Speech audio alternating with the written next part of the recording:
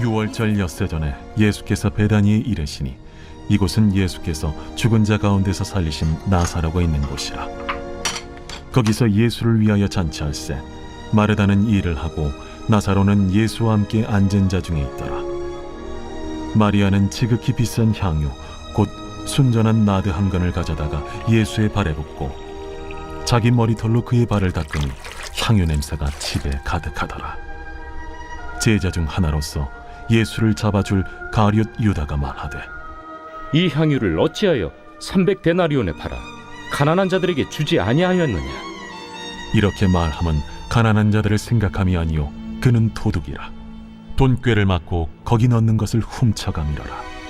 그를 가만두어 나의 장례할 날을 위하여 그것을 간직하게 하라. 가난한 자들은 항상 너희와 함께 있거니와 나는 항상 있지 아니하리라. 유대인의 큰 무리가 예수께서 여기 계신 줄을 알고 오니 이는 예수만 보기 위함이 아니요 죽은 자 가운데서 살리신 나사로도 보려 함이러라. 대제사장들이 나사로까지 죽이려고 모의하니 나사로 때문에 많은 유대인이 가서 예수를 믿음이러라.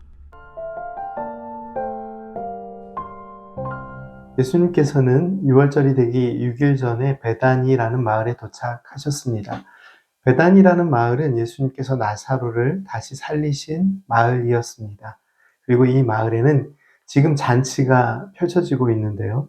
이 잔치는 예수님께서 죽은 나사로를 다시 살리신 기쁜 일에 대한 잔치이기도 했습니다.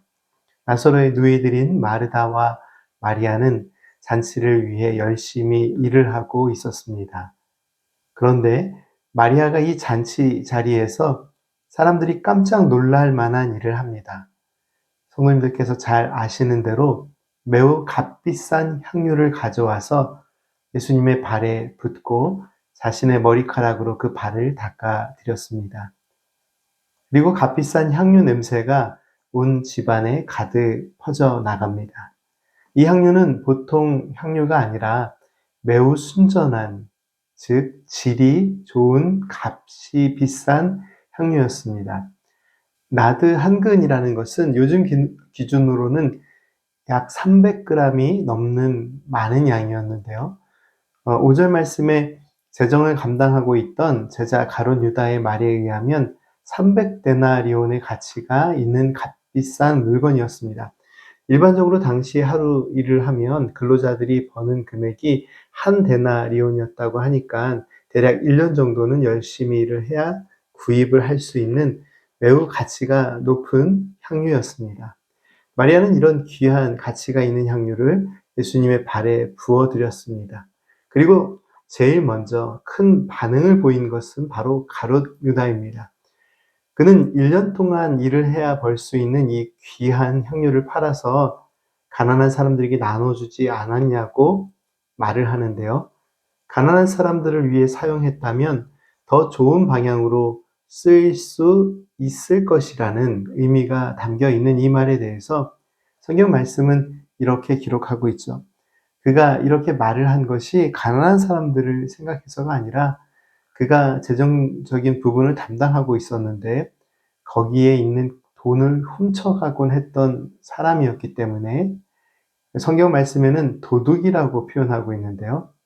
이 도둑이 재정을 담당하고 있는 것 자체가 큰 문제이기도 하지만 결국 자기 스스로는 가난한 사람들을 먼저 생각하는 정의롭고 간대한 사람인 것처럼 말을 하고 행동하지만 결국 재물에 욕심이 있었습니다. 가난한 사람들을 위한 마음도 아니었던 것이죠. 예수님께서는 그를 가만두어 나의 장례할 날을 위하여 그것을 간직하게 하라라고 말씀하십니다. 이 말씀을 보다 정확하게 이해하기 위해서 세번역 성경을 참고해 보면 그대로 두어라. 그는 나의 장사 날에 쓰려고 간직해 두었던 것을 쓰는 것이다 라는 의미를 가지고 있는 말씀입니다. 예수님께서는 가난한 사람들은 항상 너희와 함께 있지만 나는 언제까지나 너희와 함께 있는 것은 아니다 라고 말씀하시죠. 평소 예수님의 가르침을 생각해 보면 아마도 이런 일이 일어났을 때 예수님께서 먼저 그 향유를 가난한 사람들에게 나눠줘야 한다라고 말씀하셨을 것입니다. 그런데 지금 이 말씀에서는 거짓으로 치장한 가룟 유다는 가난한 사람들을 생각해 주는 척 말을 하고 있고, 예수님께서는 가난한 자들은 항상 같이 너희들과 있을 것이고, 지금은 이 여인이 나의 장례할 날을 위하여 준비해 둔 것을 쓰는 것이니까 그대로 두라고 말씀하십니다. 오늘 본문 말씀에서 마리아와 가룟 유다는 정반대의 모습을 보여주고 있습니다. 마리아는 예수님을 위해 가장 귀한 것을 드리면서 예수님께 마음과 정성을 다하여 드립니다. 가룟 유다는 가난한 자들을 돌보는 정의에 대하여 이야기합니다.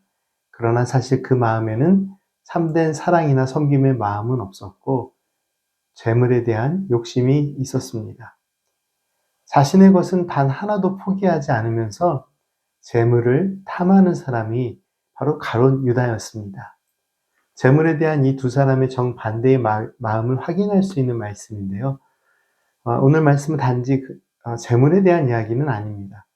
예수님께서는 마리아의 행동이 예수님의 십자가의 죽으심을 준비하는 의미 있는 행동이라고 말씀하십니다. 그리고 이 말씀에는 예수님께서 인류를 구원하시기 위해 예수님의 모든 것을 내어주심이 그 은혜가 담겨 있는 말씀입니다.